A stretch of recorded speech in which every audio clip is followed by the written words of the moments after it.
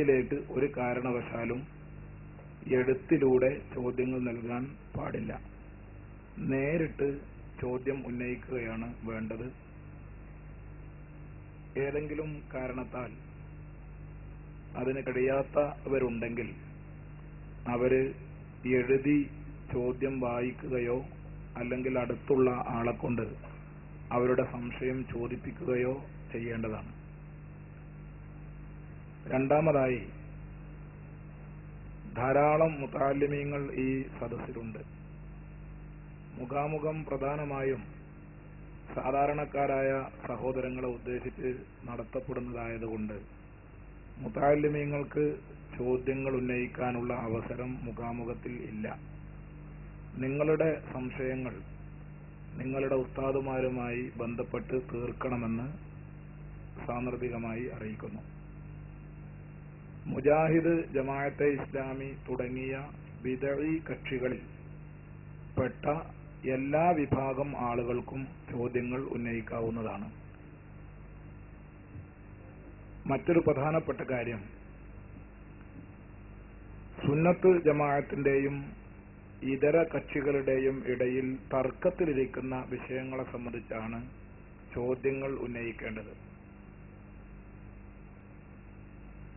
മുജാഹിദുകൾക്കിടയിൽ ഇപ്പോൾ പൊട്ടിപ്പുറപ്പെട്ട ഗ്രൂപ്പിസത്തെ സംബന്ധിച്ചോ അല്ലെങ്കിൽ ജമാഅത്തെ ഇസ്ലാമിയിലുള്ള ഗ്രൂപ്പ് തർക്കങ്ങളെക്കുറിച്ചോ സുന്നത്ത് ജമാഅത്തിന്റെ പണ്ഡിതന്മാർക്കിടയിലുള്ള സംഘടനാപരമായ അഭിപ്രായ വ്യത്യാസങ്ങളെ സംബന്ധിച്ചോ ഉള്ള ചോദ്യങ്ങൾ ചോദിക്കാവതല്ല.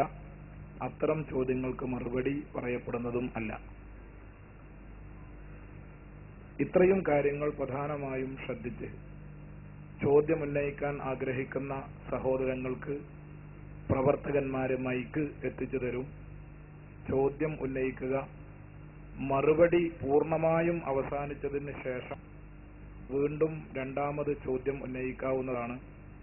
ഒരു ചോദ്യം, അതിന് വേണമെങ്കിൽ ഒരു ഉപചോദ്യം എന്ന ഒരു നിബന്ധനയൊന്നും ഈ മുഖാമുഖത്തിൽ ഇല്ല. ആർക്കും ഇഷ്ടം പോലെ ചോദ്യങ്ങൾ ഉന്നയിക്കാം. സംശയങ്ങൾ തീരുന്നത് വരെ ചോദ്യങ്ങൾ ഉന്നയിക്കാവുന്നതാണ്. പക്ഷേ ആയിരക്കണക്കായ ഈ ജനാവലി എല്ലാവരും ചോദിക്കാൻ വേണ്ടി വന്നവരാണ് എന്ന ഓർമ്മ ചോദിക്കുന്നവർക്കുണ്ടായിരിക്കണം. പരസ്പരം സഹകരിച്ചും സ്വയം നിയന്ത്രിച്ചും എല്ലാവർക്കും സൗകര്യം ചെയ്തു കൊടുത്ത് പരിപാടി ഭംഗിയാക്കാൻ വേണ്ടി ശ്രമിക്കണമെന്ന് ഓർമ്മപ്പെടുത്തുന്നു. മറ്റൊന്ന്, ഇത് തികച്ചും സൗഹാർദ്ദപരമായ ഒരു പരിപാടിയാണ്.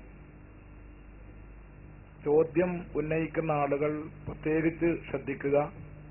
ചോദ്യം ഏത് രൂപത്തിലാണോ ആ രൂപത്തിലായിരിക്കും മറുപടിയും. പഠിക്കണം, മനസ്സിലാക്കണം എന്ന നല്ല മനസ്സോടെ ചോദിക്കുന്നവർക്ക് ആ രൂപത്തിലും, സ്റ്റേജിലിരിക്കുന്ന ആളുകളെ തോൽപ്പിച്ചു കളയാം എന്ന വിചാരത്തോടെ ഉന്നയിക്കപ്പെടുന്ന ചോദ്യങ്ങൾക്ക് ആ രൂപത്തിലുമാണ് മറുപടി പറയപ്പെടുക. ഈ കാര്യം ചോദ്യകർത്താക്കൾ പ്രത്യേകം ശ്രദ്ധിക്കണമെന്ന് ഓർമ്മപ്പെടുത്തുന്നു. സദസ്സിലുള്ള ആളുകൾ ചോദ്യമുന്നയിക്കുമ്പോൾ ഉന്നയിക്കുന്ന ചോദ്യകർത്താവ് മുജാഹിദാണോ ജമാഅത്താണോ സുന്നിയാണോ എന്നും സ്റ്റേജിലിരിക്കുന്ന ആളുകൾക്ക് പെട്ടെന്ന് മനസ്സിലായിക്കൊള്ളണം എന്നില്ല. അതുകൊണ്ട് ചോദ്യത്തിന്റെ ശൈലിയും അതിന്റെ രൂപവും നോക്കിയാണ് മറുപടിയുടെ ശൈലിയും രൂപവും ഉണ്ടാവുക. ഈ കാര്യം എല്ലാ ചോദ്യകർത്താക്കളും ശ്രദ്ധിക്കണമെന്ന് സാന്ദർഭികമായി ഓർമ്മപ്പെടുത്തി നമ്മുടെ ഈ പരിപാടി നമുക്ക് ഉപകാരപ്പെടുന്ന, നമ്മുടെ തെറ്റിദ്ധാരണകൾ അകറ്റാൻ പര്യാപ്തമായ ഒരു നല്ല പരിപാടിയായി നടത്തുവാൻ അള്ളാഹു നമുക്ക് തൗഫീഖ് നൽകുമാറാകട്ടെ. ആമീൻ എന്ന് ദുആ ചെയ്തുകൊണ്ട് പ്രവർത്തകന്മാർ മൈക്കുമായി ചോദ്യകർത്താക്കളെ കാത്തിരിക്കുന്നു. ഈ ബാരിക്കേഡിന്റെ ഇടയിലുള്ള സ്ഥലത്ത് അങ്ങേ അറ്റം വരെ പരമാവധി മൈക്ക് എത്തിച്ചു തരാൻ കഴിയും. സദസ്സിലൊട്ടാകെ മൈക്ക് കൊണ്ട് നടക്കാൻ കഴിഞ്ഞുകൊള്ളണം എന്നില്ല. അതുകൊണ്ട് ചോദ്യകർത്താക്കൾ പരമാവധി അടുത്തേക്ക് വന്ന് സഹകരിക്കണമെന്ന് അറിയിക്കുന്നു. ചോദ്യമുന്നയിക്കാനുള്ള സമയമാണ്, ഉപയോഗപ്പെടുത്തുക.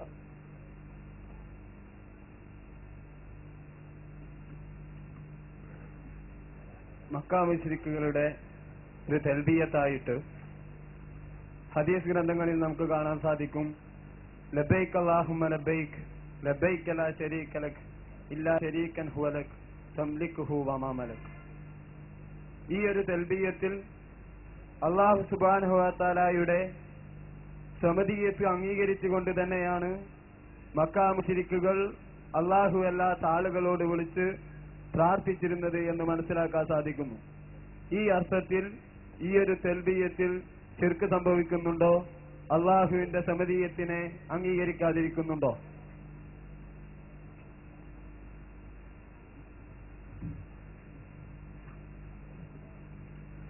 മുശ്രിക്കുകൾ അവരുടെ തവാഫ് വേളയിൽ ചൊല്ലിപ്പറഞ്ഞിരുന്ന ഒരു വാചകം, ലബ്ബൈക് അല്ലാഹുമ്മ ലബ്ബൈക് ലബ്ബൈക ലാ ശരീക ലക ലബ്ബൈക് ഇല്ലാ ശരീകൻ ഹുവ ലക തംലികുഹു വമാ മലക. വിഷയാവതരണത്തിൽ സൂചിപ്പിച്ച ഒരു വിഷയത്തെ അടിസ്ഥാനമാക്കിയാണ് ഈ ചോദ്യം. സ്വമതീയത്തിൽ അധിഷ്ഠിതമായ സഹായാർത്ഥന, ഇതാണ് ഇബാദത്താവുക. ഇബാദത്താകുമ്പോൾ മാത്രമേ അത് അല്ലാഹുവല്ലാത്തവർക്ക് ശിർക്ക് എന്ന് പറയാൻ നിവൃത്തിയുള്ളൂ എന്ന് വിശദീകരിച്ചുകൊണ്ട് തൗഹീദിന്റെ ഭാഗമായി വിഷയാവതരണത്തിൽ പറഞ്ഞിരുന്നു. ഇതേക്കുറിച്ച് ചോദ്യം. മക്കയിലെ മുശ്രിക്കുകൾ സമദീയത്തിൽ അധിഷ്ഠിതമല്ലാത്ത രൂപത്തിൽ ആയിരുന്നല്ലോ അള്ളാഹുവിനെ പങ്കുകാരെ നിശ്ചയിച്ചിരുന്നത്, അല്ലെങ്കിൽ അള്ളാഹുവിനെ വിശ്വസിച്ചിരുന്നത്, തൽബിയത്ത് ചൊല്ലിയിരുന്നത്. അല്ല എന്നാണ് മറുപടി. കാരണം ആ തൽബിയത്തിൽ തന്നെ ആ ചോദ്യത്തിന്റെ മറുപടിയും ഉണ്ട്. ലബ്ബൈക് അല്ലാഹുമ്മ ലബ്ബൈക് ലബ്ബൈക ലാ ശരീക ലക ലബ്ബൈക്. അല്ലാഹുവേ, നിന്റെ വിളിക്ക് ഞങ്ങൾ ഉത്തരം നൽകുന്നു. ലാ ശരീക ലക, നിനക്ക് പങ്കാളികളില്ല എന്ന നിഷേധത്തിന്റെ ഉടനെ, പങ്കാളികളില്ല എന്ന നിഷേധത്തിന്റെ ഉടനെ മക്കയിലെ മുശ്രിക്കുകൾ പറയുന്നത് ഇല്ലാ ശരീകൻ, ഒരു പങ്കാളി ഒഴികെ. അപ്പോൾ നിനക്ക് പങ്കാളിയുണ്ട് എന്ന് തന്നെയാണ് ഈ തൽബിയത്തിലൂടെ മക്കയിലെ മുശ്രിക്കുകൾ സ്ഥിരപ്പെടുത്തുന്നത്. ശരീക്ക് എന്ന് പറഞ്ഞാൽ, പങ്കാളി എന്ന് പറഞ്ഞാൽ, അള്ളാഹുവിന്റെ പങ്കാളിയാകുമ്പോൾ അള്ളാഹുവിന്റെ ചില വിശേഷണങ്ങൾ തനതായ അർത്ഥത്തിൽ ഈ പങ്കാളിക്കുണ്ടാകുമ്പോൾ മാത്രമേ പങ്കാളി അള്ളാഹുവിന്റെ പങ്കാളി എന്ന് ഇതേക്കുറിച്ച് പറയാൻ പറ്റുകയുള്ളൂ. എന്റെ പങ്കാളി എന്ന് ഒരാളെ സംബന്ധിച്ച് പറയണമെങ്കിൽ ഏതെങ്കിലും വിശേഷണങ്ങളിൽ, ഏതെങ്കിലും ഗുണങ്ങളിൽ അദ്ദേഹം ഞാനുമായി പങ്കുചേർന്നിരിക്കണം, കൂറായിരിക്കണം. എന്നതുപോലെ അള്ളാഹുവിന് ഒരു പങ്കാളിയുണ്ട് എന്ന് മക്കയിലെ മുശ്രിക്കുകൾ പറയണമെങ്കിൽ ഈ ശരീക്കിൽ അള്ളാഹുവിനുള്ള ചില പ്രത്യേകതകൾ അവരാരോപിച്ചിരുന്നു എന്ന് തന്നെയാണ് അതിന്റെ അർത്ഥം. ബഹുമാനപ്പെട്ട ഇമാം റാസി റഹ്മത്തുള്ളാഹി അലൈഹി അവിടുത്തെ തഫ്സീറുൽ കബീറിൽ നൽകിയ ഒരു വിശദീകരണത്തിൽ നിന്ന് ഇത് കൂടുതൽ വ്യക്തമാണ്. ഈ തൽബിയത്ത് ചൊല്ലിയിരുന്ന മക്കയിലെ മുശ്രിക്കുകൾ, അവരുൾപ്പെടെയുള്ള മക്കയിലെ മുശ്രിക്കുകൾ, അവരാരാധിച്ചിരുന്ന ഈ ബിംബങ്ങളെ സംബന്ധിച്ച്, പ്രതിമകളെ സംബന്ധിച്ച്, ആരാധ്യ വസ്തുക്കളെ സംബന്ധിച്ച് അവരുടെ വിശ്വാസം ബഹുമാനപ്പെട്ട ഇമാം റാസി വിശദീകരിക്കുന്നു, രേഖപ്പെടുത്തുന്നു. അന്നഹ തദുറു വതൻഫഉ വതശ്ഫഉ ബിഗൈരി ഇദ്നില്ലാഹ്. അല്ലാഹുവിന്റെ അനുവാദം ഇല്ലാതെ, അല്ലാഹുവിന്റെ ഒത്താശ ഇല്ലാതെ സ്വന്തമായി ഉപകാരം ചെയ്യാനും സ്വന്തമായി ഉപദ്രവം ചെയ്യാനും സ്വന്തമായി തന്നെ ശഫാഅത്ത് ചെയ്യുവാനും കെൽപ്പുള്ളവരാണ്, കഴിവുള്ളവരാണ് ഈ ശരീക്കുകൾ, അല്ലെങ്കിൽ ഈ ബിംബങ്ങൾ, ഈ ആരാധ്യ വസ്തുക്കൾ എന്നായിരുന്നു മക്കയിലെ മുശ്രിക്കുകൾ പറഞ്ഞിരുന്നത്. അപ്പോൾ സ്വന്തമായി കഴിവുള്ള, സ്വന്തമായി ഉപകാരവും ഉപദ്രവവും ചെയ്യാൻ കെൽപ്പുള്ള ശരീക്ക് നിനക്കുണ്ട് എന്ന് തന്നെയാണ് ഈ തൽബിയത്തിലൂടെ മക്കയിലെ മുശ്രിക്കുകൾ പറഞ്ഞുകൊണ്ടിരിക്കുന്നത്.